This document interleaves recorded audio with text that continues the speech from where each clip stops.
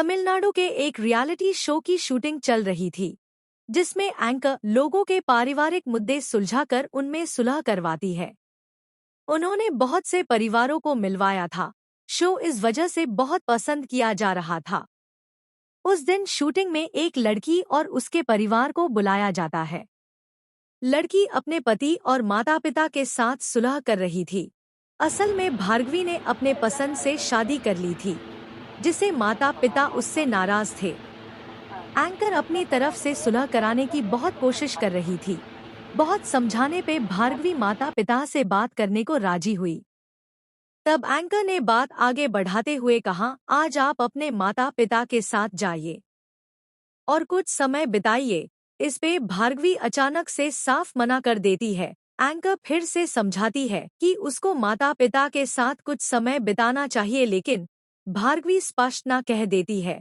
Anchor को थोड़ा अजीब लगता है कि एक नाबालिग लड़की सब समझ गई, लेकिन बस घर क्यों नहीं जाना चाहती। वह बार बार लड़की से पूछती है कि ऐसा क्या। अचानक उस लड़की के मुंह से एक लाइन निकल जाती है कि वो लावण्य की तरह मुझे भी मार देंगे। एंकर चौंक जाती है। सेट पे मौजूद हर क्रू मेंबर हैरान रह जाता है। फिर एंकर पूछती है, कौन लावण्य? तब लड़की सहम जाती है।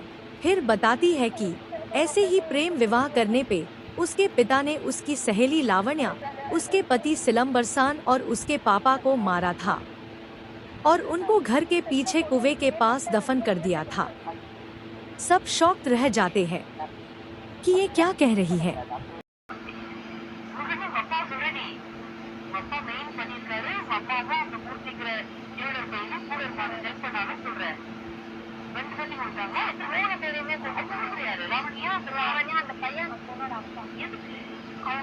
तब मुरुगन कहता है कि वो झूठ बोल रही है।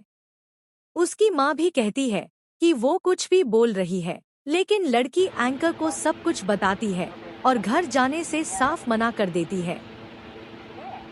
उधर शो की शूटिंग पूरी होती है। परिवार अपने अपने घर चला जाता है, लेकिन शो की एंकर को कुछ समझ नहीं आ रहा था कि कौन झूठ बोल रहा था। वो पता लगाने के लिए क्रू मेंबर्स को लावण्या के गांव भेजती है। क्रू मेंबर्स वहां जाते हैं तो पता चलता है कि सच में 3 लोग 4 साल से लापता है। शो वाले अपने उस एपिसोड को टेलीकास्ट कर देते हैं।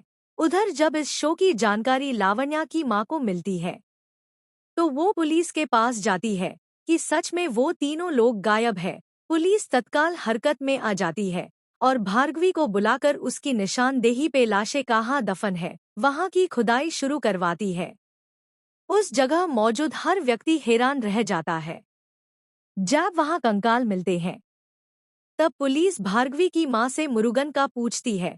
तब पता चलता है कि वो टू शो की शूटिंग के दिन से ही फरार है।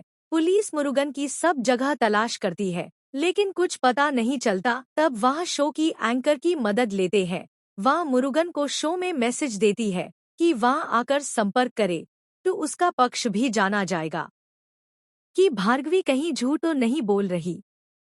मुरुगन इस चाल में फंस जाता है क्योंकि उसको यह बचने का आखिरी मौका लगता है। उसके आते ही पुलिस उसको गिरफ्तार कर लेती है और उससे सच पूछती है।